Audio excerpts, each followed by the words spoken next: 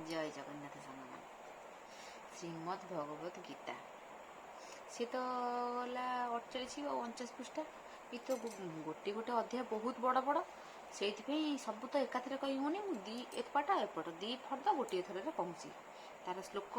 पढ़ुची अर्थ ये सब सामान द्वितीय सब से भगवान श्रीकृष्ण अर्जुन को सब बुझाऊँ तू युद्ध कर जा सब यही द्वितीय सब यही भगवान बुझेला आ गोटे कथा देख त्रैगुण्य विषया वेदा निस्त्रेयी गुण्या भवार्जुन निर्द्वंद्व नित्य सत्वस्थ निर्जोग क्षेम आत्मवान वेदादि कर्मकांड जेते वेदर कर्मकांड जेते सब कर्म सबू सत्व रज तम ए तीन गुण अधीन जेते कर्म सब अच्छी सब ए तीन गुण सत्य गुण रज गुण और तम गुण ए तीन गुण आम भितर समस्त भितर ए तीन गुण अच्छी किए सत्य गुण धरी चलुची किए रज गुण धरी चलुची किए तम गुण धरी चली आम समस्ते मु हई आपण मैंने हो जी भी हो समस्त भितर तीन गुण अच्छी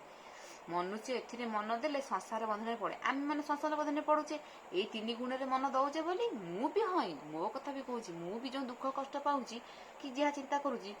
ये तीन गुण अधीन होगी करुँची आपण मैंने समस्ते से किए भी भल लोक अच्छा सबको सामान भावुं सत्वर जो तुमको काटी अच्छा साधु पुरुष भल भल लोक भी अच्छा से सब ये सत्वर जो तुमको पार कर आम तो साधारण मनीष आम ये तीन ये बांधि जाऊे आ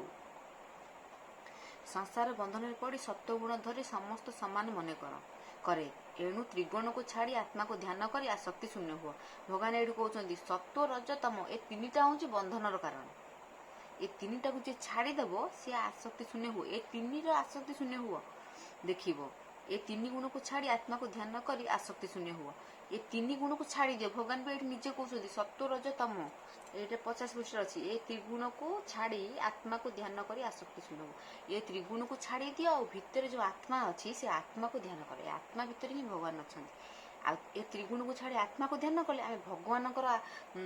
संकेतटा पाइपर कथाटा को आम जापर जे भगवान निर्देशटा आम शुणिपर आम कौन लोभ काम क्रोध ये सब मोहित बोली भगवान आवाजटा को आम जापारूँ भगवान कथाटा को आम शुणिपारूँ समस्त भितर भगवान अच्छा समस्त मो भितर आपण भितर समस्त भितर मैंने सबू सब पक्षी आगू को आहरी अच्छी शिक्षापी अच्छी पक्षीटा आरंभ कर पिंपुड़े पर्यटन भितर भी भगवान अच्छा किंतु आम जी स्थिर मन में शुणिया भगवान कथाटा को आम शुणिपार आम स्थिर होने आम लोभ मोह काम क्रोधरे मजी चलीचे आम आपको जापारूने भगवान शब्दटा स्वरटा शुणी पारूनी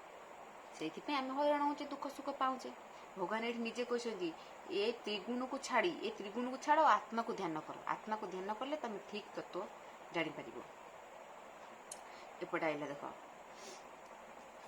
नदी पुष्करिणी ह्रद और कूप आदि जल जो कामना सिद्ध हुए एका समुद्र ता सिद्ध हुए नदी नदी रे से जल पुष्करिणी पुष्करिणी से जल ह्रद ह्रद से जल कूप कूप भी से जल आ समुद्र समुद्र से जल ये मीठा आ लुणी कि हेले भी आम इथे सब गाधौचे समुद्र भी लुणी हेले भी गाधौचे ना ना कि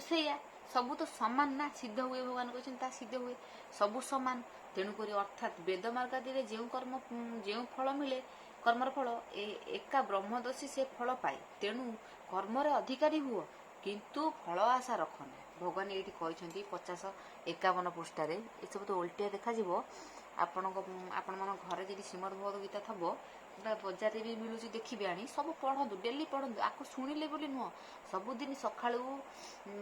खाली पेटे आग उठे ठाकुर पूजा करेंगे श्रीमद् भगवत गीता पढ़े निजे पढ़ले निजर धर्म भी हम आ पुण्य भी हम आ भगवान भी खुशी हे तुम्हें जदि श्रीमद् भगवत गीता पढ़ भगवान बहुत खुशी हाँ जो लोग पढ़े आ जो लोग शुणे भगवान तापर बहुत शांति हाँ आ बहुत खुशी हाँ से लोक तेणुक समस्त चेष्टा कर टिके समय बाहर कर सब न पढ़ी पार गोटे एतिक भी हो कि एतिक भी हो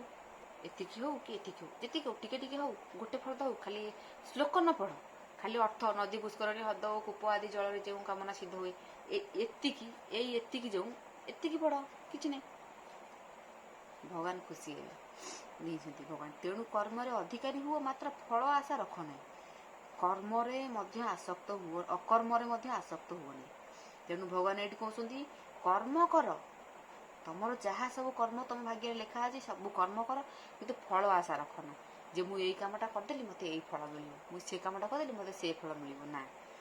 ଅକର୍ମରେ ମଧ୍ୟ ଆସକ୍ତ ହୁଅ ନାହିଁ, ମାନେ ଆମେ ଯେଉଁ କହନ୍ତିନି ଅଳସୁଆ, ସେମିତି ହୁଅନି। ନିଜର କର୍ମ ସବୁ କର, ଆଉ ଫଳ ଆଶା କର ନା।